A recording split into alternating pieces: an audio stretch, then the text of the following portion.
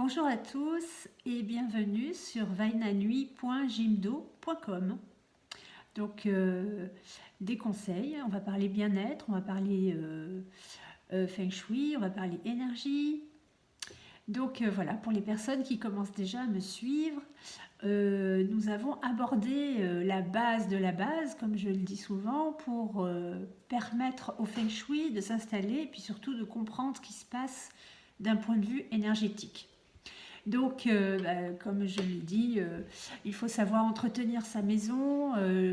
Plus le lieu est propre, plus l'habitation est rangée, clairement organisée, et plus les énergies vont pouvoir vraiment, plus vous allez bénéficier des énergies qui existent, surtout si elles sont positives.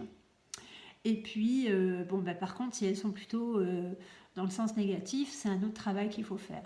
Donc, on va poursuivre, on va dire, pas à pas sur le chemin du changement. Et j'aimerais travailler aujourd'hui sur un sujet qui a encore une importance capitale. Bien sûr, la propreté au niveau de la porte d'entrée. Oui, la porte d'entrée est un sujet extrêmement important en Feng Shui.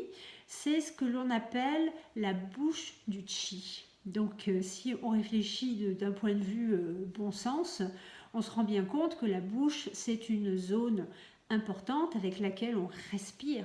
Donc, le souffle qui entre et qui ressort doit être complètement libre et surtout propre et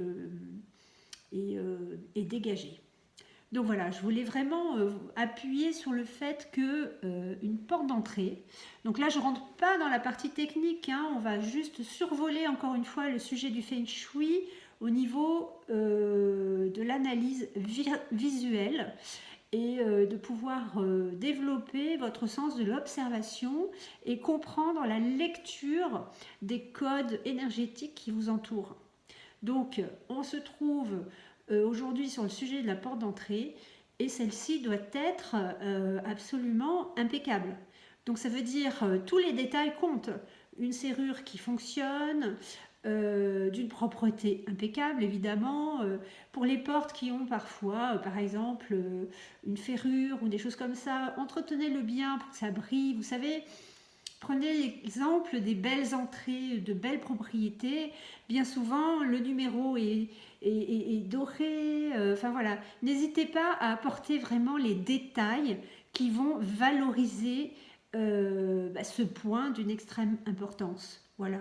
Donc, comment dire, une serrure qui fonctionne, parce que des fois il y a des serrures où on bidouille, il y a un truc qui tient, il y a une vis qui va tomber, une poignée qui est en train de, voilà, un petit peu devenir bancale. Tout ça, ce sont des détails qui font que dans votre vie, il y a forcément un lien de cause à effet. Donc si la difficulté se situe au niveau de l'entrée, directement au niveau de l'ouverture de la porte d'entrée, si elle est obstruée continuellement par un tas de choses qui peuvent être de toutes sortes, hein, les poubelles que l'on dépose devant la porte, les éléments qu'on se dit pour l'instant je les pose là et puis plus tard je les mettrai ailleurs, et puis du coup ça freine l'énergie pour l'entrée de la porte. Donc dans le quotidien et régulièrement, il faut vraiment que le lieu, l'emplacement soit dégagé, que ce soit devant la porte comme derrière la porte. On est bien d'accord, parce que des fois derrière la porte, on commence à accumuler, je le sais par expérience, les chaussures, les manteaux, les choses qui stagnent un petit peu derrière la porte.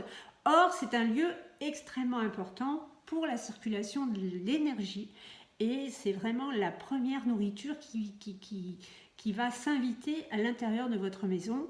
Et là, tout commence là. Donc, je vous invite vraiment à observer dans tous les détails la zone d'entrée, que ce soit la porte d'entrée pour les appartements, par exemple, que ce soit aussi la porte d'entrée de votre hall d'immeuble, si c'est un immeuble, parce que chacun a sa part de responsabilité.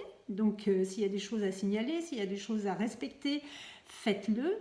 Garder une porte fermée par sécurité, ne pas endommager les boîtes aux lettres, les boutons de sonnette, enfin il y a tout un tout un ensemble d'éléments, voire même des fois nettoyer les boutons de sonnette, surtout mettre votre nom correctement sur votre boîte aux lettres, sur votre sonnerie. Enfin voilà, tous ces petits détails ont leur importance d'un point de vue énergétique, du point de vue Feng Shui. Donc voilà, déjà si vous avez envie d'agir sur un point important, eh bien commencez par la porte d'entrée. Donc j'espère que cette vision vous aura déjà donné envie de poursuivre.